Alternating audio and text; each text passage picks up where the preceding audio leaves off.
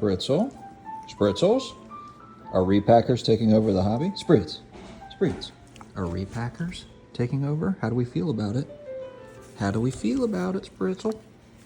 Spritz. Will the future of card shows simply be 10 large repack companies in the room where all of the consumers, all of the collectors, and all of the dealers just show up there to sell cards and maybe have a trade night? School's closed. It's a holiday, you dumbasses. Whoa. Will card shops be affected because of inventory concerns given the rise and the meteoric rise of repack product popularity? You know what though, Kenny? We proved a point tonight. And will small to medium-sized dealers at card shows really just start to disappear simply because they cannot restock inventory for that next show? Maybe they do a show every couple of weeks or once a month because repackers are buying it all up. How is this happening? Why is it happening? We're going to talk about it. Stick around.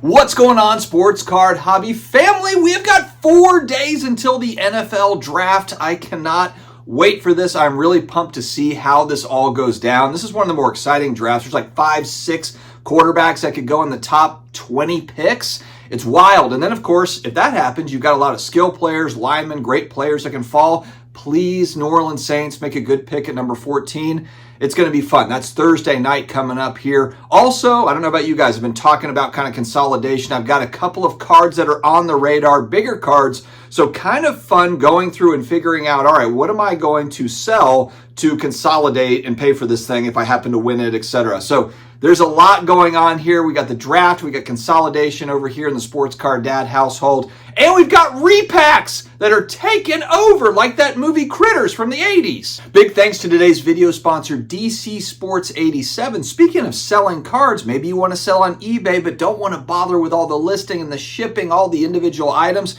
I just shoot my stuff off to DC Sports 87. They run everything at auction. Easy payout options. Just very easy to work with. DC Sports 87. Make sure to check them out.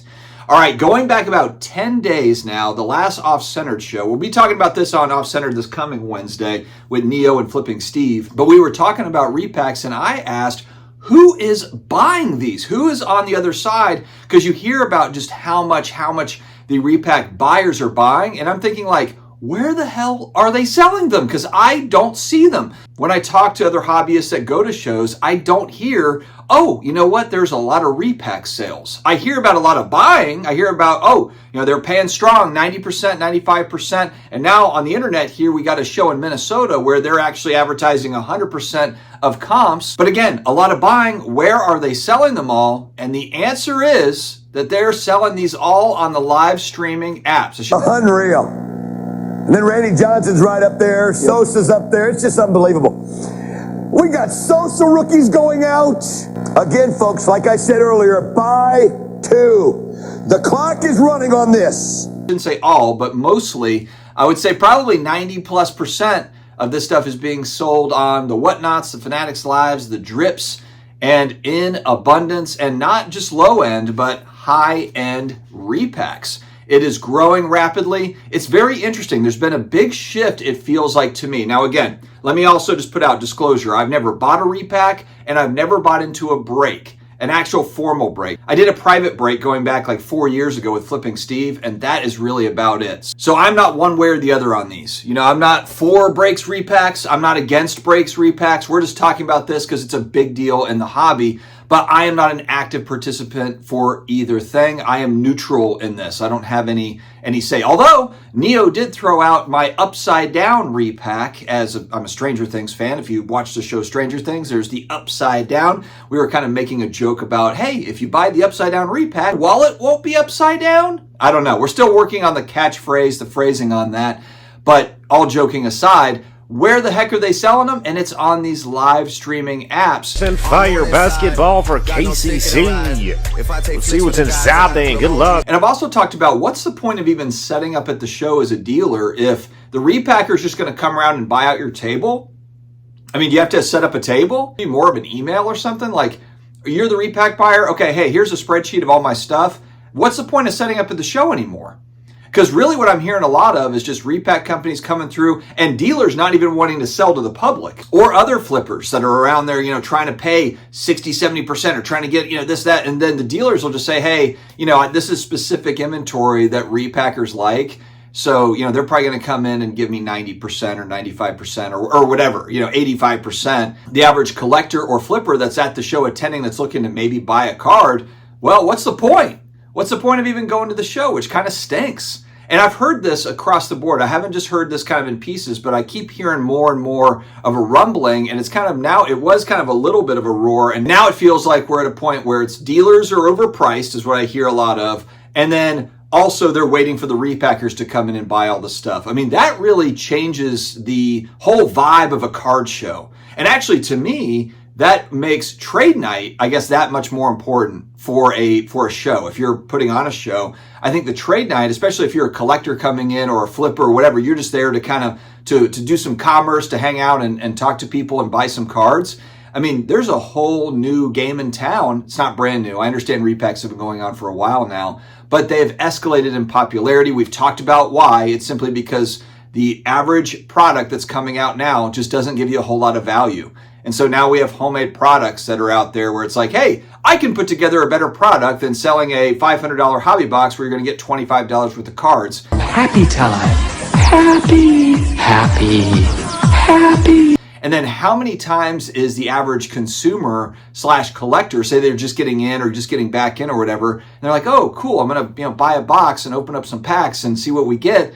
They spend a few $100s, not, $10, $20, $30, what we spent 30 years ago to get a box of cards. A box of cards, literally like 36 packs would be like $40. Now even retail is $40 and you're getting, a dozen cards or 10 cards or whatever. You're not getting very much out of it, out of that retail. And the retail is now printed to the moon to where you're not getting anything significant, most likely. I know there's exceptions to the rule, but I have only heard over the last really 6, 9, 12 months, retail's garbage. Retail's garbage. You're not going to get anything in retail. I've just heard that over and over again. Guppy has how many? 8.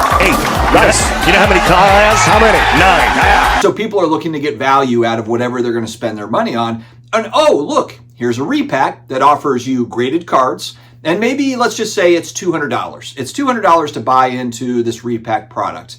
And you get, maybe on the low end, you get $40 or $50. That's kind of, maybe, let's call that worst case scenario. And again, I know there's probably some horrible repacks where you get nothing back. Okay, let's say you get $1 slabs out of it. I don't know.